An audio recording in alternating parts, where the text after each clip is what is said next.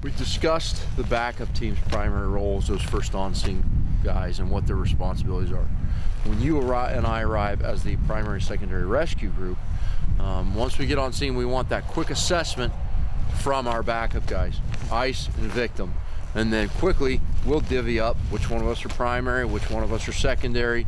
The secondary guy is going to facilitate getting the primary guy dressed first. One guy ready to go. Hopefully other people start trickling in by then that can help get the secondary guy dressed and ready to go. Once we've got that established, we're going to take all that information from our guys and formulate that action sequence plan with our rescue officer. So as the rescue group, when we know we got to go boat-based on a day like today where we've got soft, unstable ice, what are some key considerations that you're really thinking about? Well, one thing is personnel. You know, we talked about our 5-person team, you know, with our primary and secondary rescuers, which is the component that we're talking about right now. But when we add a boat component to it, we know that the ice conditions are now boat.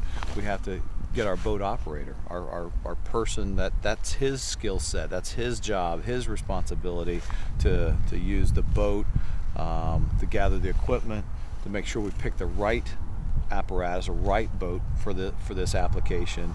Make sure you have ropes, carabiners, paddles, reaching device, an extra PPE for the victim once we get out there. You know, I think a lot of times we forget about that one. You know, we go out there and go after our victim, and you know, we got to grab a hold of them and get some kind of flotation device on them as quickly as possible.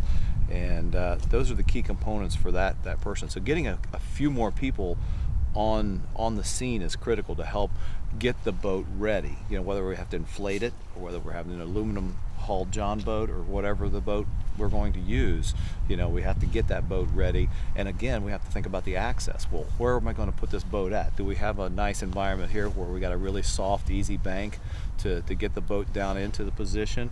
Or are we going to have a big steep bank and it's going to be a long distance? We're going to have to carry the boat over a long period of time. So that, again, it requires more manpower. So all those things have to be brought into consideration when we go to the boat-based application. One of the nice things about ICE, and one of the things that we're big advocates of when we're referring to boat-based operations, understand that we're going to show you a lot of quick applications that utilize things within the boat category that don't really qualify as boats.